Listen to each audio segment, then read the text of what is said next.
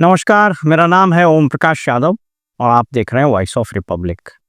बेगूसराय के डंडारी अंचल के अंचल अधिकारी को निगरानी के द्वारा गिरफ्तार किए जाने की सूचना और इसका समाचार आपने अखबारों में पढ़ा होगा। फेसबुक, यूट्यूब आदि में इसकी गिरफ्तारी के वीडियो भी वायरल हो रहे हैं।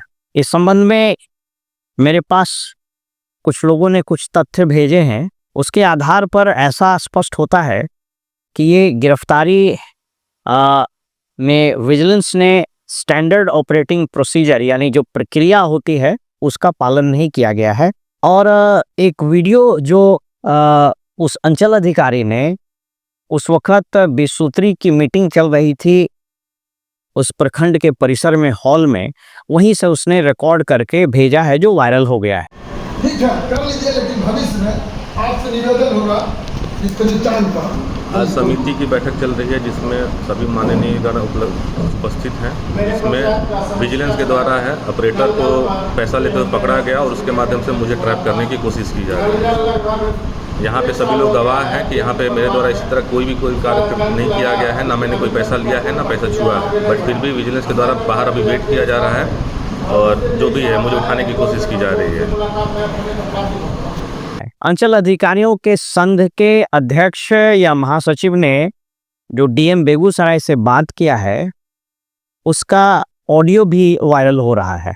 वहाँ जो कर्मी हैं उस अंचल के और उस जिले के जो कर्मी हैं राजस्व से संबंधित, वे हड़ताल पर भी जाने की सूचना जिला अधिकारियों को दिए हैं। उसका पत्र भी आप देख सकते हैं।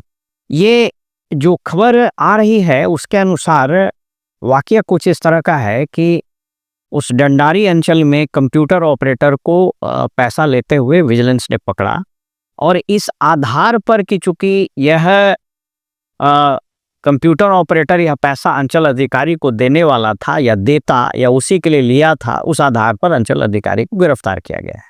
इसमें कुछ ऐसे तथ्य हैं जिस पर आप सब लोगों को जानना बहुत जरूरी है। आपको मैंने एक बार अपने पहले वीडियो में बताया था कि गिरफ्तारी के क्या सिद्धांत होते हैं। डीके बासु के मामले में सुप्रीम कोर्ट ने जो गिरफ्तारी के संबंध में आदेश दिए हैं उसमें अन्य बातों के अलावा एक बात को स्पष्ट रूप से कहा गया है कि जो गिरफ्तार करने वाला पुलिसकर्मी होगा या जो एजेंसी गिरफ्तार करेगा, इस मामले में विजिलेंस है, तो उसमें गिरफ्तार करने वाले अधिकारियों की नाम पट्टी, उसका नेम प्लेट स्पष्ट होना चाहिए। आप ये वीडियो जब आप देखिएगा, इस वीडियो से आपको यह स्पष्ट हो रहा होगा कि किसी भी विजिलेंस के अधिकारी के पास नाम की पट्टी नहीं है। यह भी पता नहीं चल रहा है कि वो विजिलेंस है या नहीं है।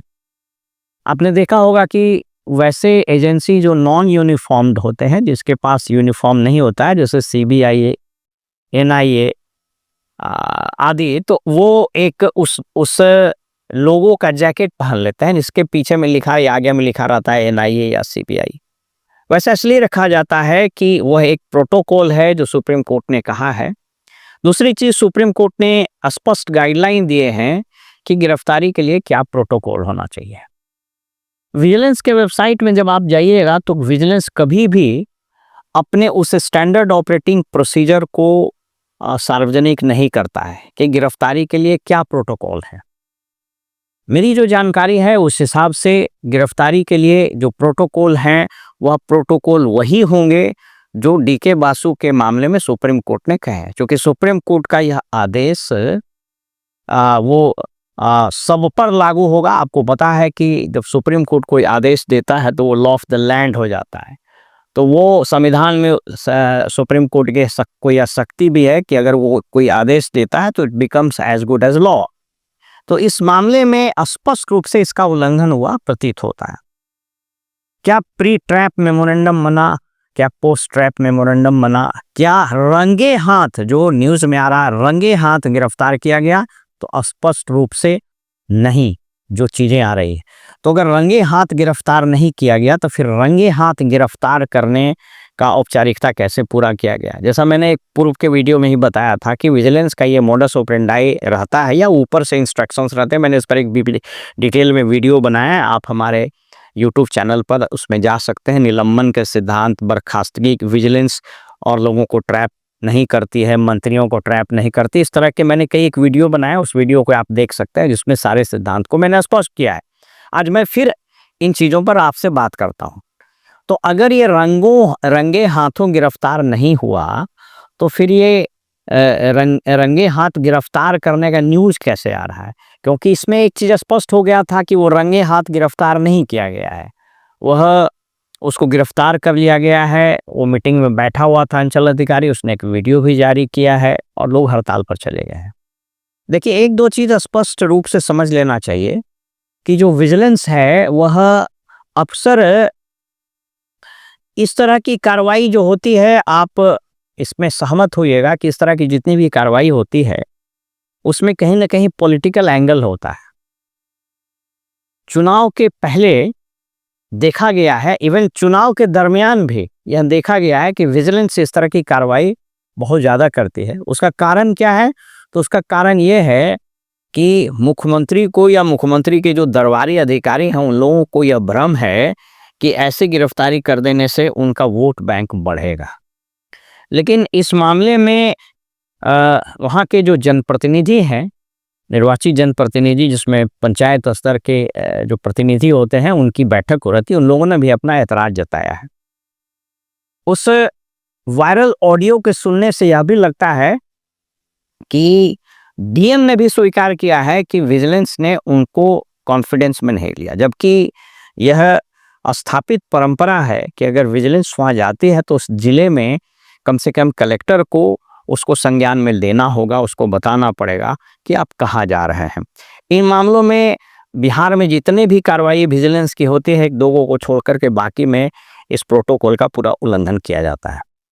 मैं थोड़ी देर के लिए मान भी लूँ कि उस कंप्यूटर ऑपरेटर, मैं अगेन एक राइडर दे रहा हूँ, मैं किसी भी वैसे कर्मी अधिकारी जो भ्रष्टाचार में लिप्त हैं, शामिल हैं, उसके पक्ष में न पहले भी बात किया हूँ न अभी भी बात कर रहा हूँ। मैं प्रक्रिया की बात उठा रहा हूँ और डिस्क्रिमिनेशन की बात उठा रहा हूँ। एक ग्रामीण क्षेत्र से विकास के संबंध में एक मंत्री जी है, उस मंत्री जी पर एक गंभीर आरोप लगा है और वह पत्र भी वायरल हो रहा है।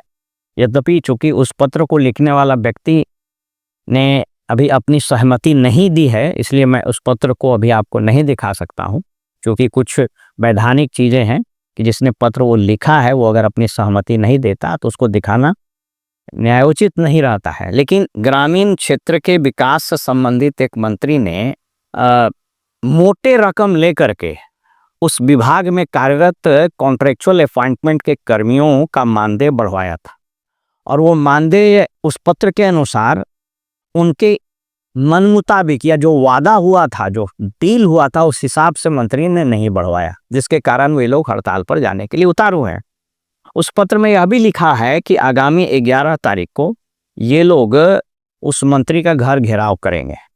अब वो घर घेराव करेंगे या न करेंगे या फिर दोनों में कोई समझौता हो जाएगा, यह मैं नहीं कह सकता हूँ, लेकिन वो पत्र बिल्कुल स्पष्ट है और वो पत्र बिल्कुल वायरल है।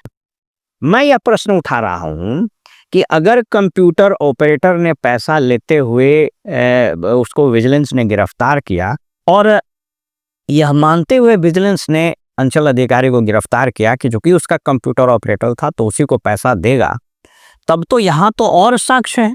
उस पत्र में स्पष्ट रूप से लिखा गया है कि एक प्रखंड का प्रखंड विकास पदाधिकारी और उस संघ का जो कर्मी का संघ है उसका कोई अध्यक्ष या महासचिव या कोई और है, उन लोगों ने उस मंत्री के निजी सचिव, जो प्राइवेट वाला बाह्य व्यक्ति होता है, उसके पीए को वो पैसा दिया है।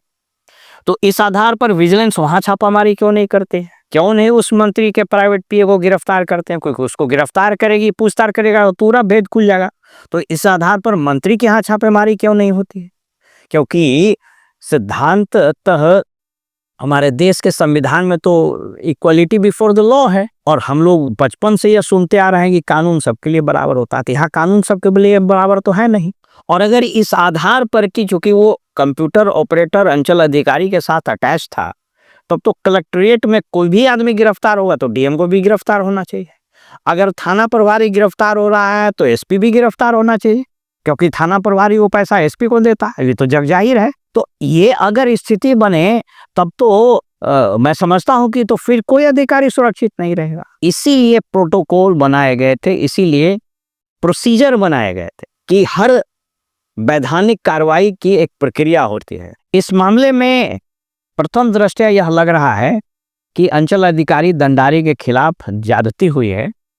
अब वो या उनके परिवार या वो संघ क्या करते हैं वो तो उनका मसला है, लेकिन मैं समझता हूं कि इस मामले पर अंचल अधिकारी या फिर फॉर दैट मैटर राज्य के जो कर्मचारी लोग हैं उसको एकमुश्त आवाज उठानी चाहिए, यूनिफाइड एक आवाज उठानी चाहिए और सरकार से यह मांग करनी चाहिए कि विजिलेंस को अपनी प्रक्रिया को सार्वजनिक करना चाहिए, कि वो गिरफ्तारी कैसे करती है उसकी प्रक्रिया बिल्कुल सार्वजनिक हो। क्योंकि ये सार्वजनिक नहीं करने से विजिलेंस के अधिकारियों को एक तरह से समझिए तो उसको मनमानी करने का स्कोप मिल जाता है, क्योंकि जहां भी ट्रांसपेरेंसी नहीं होती है वहां पर अंधेरगर्दी का फायदा उठाया जाता है। तो ये बिल्कुल पहली बात तो ये हो कि वो प्रक्रिया सार्वजनिक हो और सरकार के उच्च स्तर पर जो बैठे हुए लोग हैं, चाहे वो डीजीपी हो चाहे वो होम सेक्रेटरी हो, इन लोगों को इस बात का संज्ञान लेना चाहिए। क्योंकि हो ये रहा है कि जिसको हम कहते हैं कि तुम करो तो कैरेक्टर ढीला, मैं करूं तो रास लीला। वो एक गाना सुने थे ना, तो मंत्री जी पैसा लेंगे खुलेआम तो उस पर विजिलेंस की कार्रवाई नहीं होगी, लेकिन अगर राजस्व कर्मचारियों को धर लिए तो उसको गर्दन में मोड़ दीजिए, तो ये डिस्क्रिमिनेशन तो नहीं चलेगा। तो मुझको लगता है कि यह इस बात की आवाज उठनी चाहिए और सरकार में जो बैठे हुए सीनियर अधिकारी हैं उसको कोडिफाई करे कि विजिलेंस अगर रेड करती है, विजिलेंस अगर रंगों हाथ गिरफ्तार करती है तो उसके ये स्पष्ट प्रोटोकॉल होंगे, स्पष्ट स्टैंडर्ड ऑपरेटिंग प्रोसीजर होंगे और वो बाकायदा विज्ञापन से निकले। क्योंकि यह तो विज्ञापन में निकलता है कि रिश्वत लेने वालों को इस नंबर पर संपर्क करना चाहिए, तो बहुत अच्छी बात है, वो होना भी चाहिए। लेकिन साथ में यह भी प्रोटोकॉल छपना चाहिए, यह भी एसओपी छपना चाहिए कि विजिलेंस कार्रवाई करने में ये प्रक्रिया का पालन करेगी।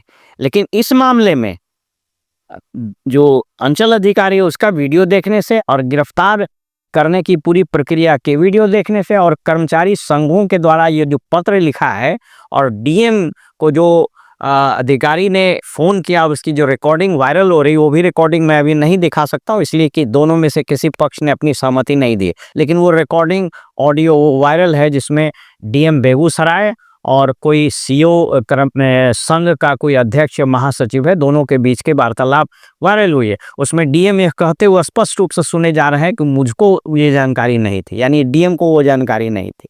और उसने यह भी कहा है कि हम इसको देखते हैं कि कैसे, तो खैर डीएम क्या देखेगा, डीएम का क्या औकात है वो तो हम लोगों को पता है, लेकिन ये बड़ा चिंताजनक बात है क्योंकि ये ट्रेंड अगर निकलेगा तो फिर क्षेत्र में ऐसे बहुत सारे दलाल भी सक्रिय हैं जो विजिलेंस से साथ गांठ करके और इस तरह के अधिकारी और कर्मचारियों का भयादोहन करते हैं। और ये अगर बंद नहीं हुआ, इस तरह की प्रक्रिया, इस तरह के ट्रेंड नहीं बंद हुए और विजिलेंस ने स्पष्ट रूप से एसओपी जारी नहीं किया, प्रचारित नहीं किया और स्टैंडर्ड ऑपरेटिंग प्रोसीजर गिरफ्तारी की प्रक्रिया का पालन नहीं किया, तो इस संभावना से इनकार नहीं किया जा सकता है कि बहुत सारे इनोसेंट और अच्छे लोग मात्र इसलिए फंस जाएंगे, इसलिए गिरफ्तार हो जाएंगे कि वे दलालों या वैसे जो क्षेत्र में सक्रिय हैं कथित रूप से एक्टिविस्ट लोग, उनके दबाव में फंस सकते हैं। फिलहाल में इजाजत दीजिए और आप देखते रहिए वॉइस ऑफ रिपब्लिक। नमस्कार।